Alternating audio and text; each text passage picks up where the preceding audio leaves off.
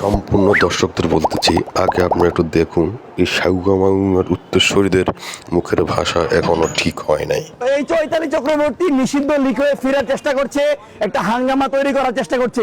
এই মহিলারা যদি কোথাও পাই তার একদম একদম ভরে দিব, একদম জায়গা মতো বলবো, এমন ভরে দিব। ওই মাদাচ্চোদ খানকির ফলাত জন্মের ঠিক আছে সদানির ফুট সাউগামাউয়ের উত্তরসূরিদের দুই তোর দিয়ে তার ভালোভাবে করতে মাদাচ্চোদ খানকির ফলাত বেজর আমার বাচ্চা সুরের বাচ্চা। এর মতো একটা ইসকনের সদস্যকে প্রতিহিত করুন। আপনারা বলুন তো, 5 আগস্টের পরে যখন খুনি হাসিনা পালিয়ে গিয়েছে, তখন এই ইন্ডিয়ার দালালেরা এবং সেই ইন্ডিয়ার তাবেদারা বলেছিল যে বাংলাদেশে যারা হিন্দু আছে তাদের উপরে সংখ্যালঘু আক্রমণ করবে মুসলমান। কিন্তু আপনারা বলেন তো, আমরা কি রামের মূর্তি বানাচ্ছে, এটা গড়িয়ে দাও, বুলডোজার মারে গড়িয়ে দাও। এটা বাংলাদেশের সরকারের জায়গার মধ্যে করছে, এটা অবৈধ। গুড়িয়ে দেওয়া সরকারের জন্য খরচ, সরকার না দিলে জনগণ দিবে, জনগণ দিবে। জুলাইয়ের পরে কেউ করেছে? মাদাচ্চোদ জুলের প্রতি দেওয়া হচ্ছে সদানির পর নিচে ঢুকে সে দোষ কাগজ খানকির ফলাত জন্মের ঠিক আছে ভাই চোদ খানকির।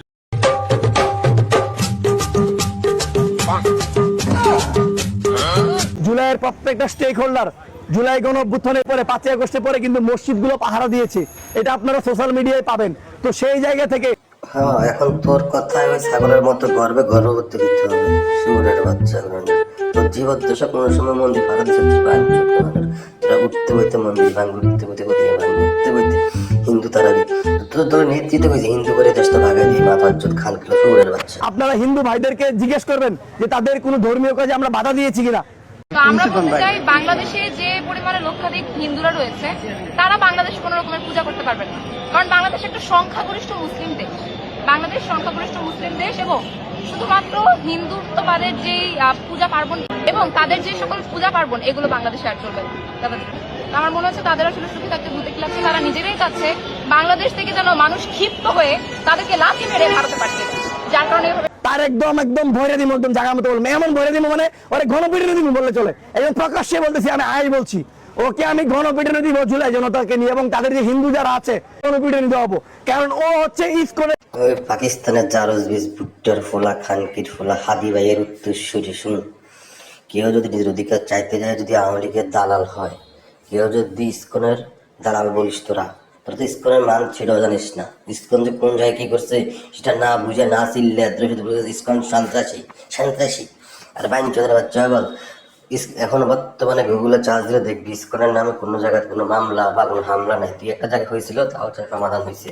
কিন্তু তোরা বর্তমানে যদি বাংলাদেশে যে কোনো দেশের গুগলে চার্জ দিলে যদি বলা হয় বাংলাদেশের সন্ত্রাসী সংগঠনগুলোর নাম কি বা বিশ্বের বড় বড় সন্ত্রাসী সংগঠনগুলোর নাম কি, সবগুলো আসবে মুসলমানের। আল কায়দা, আল শামস, হামাস, আরো বিভিন্ন বিভিন্ন বড় বড় IS এগুলো আসবে।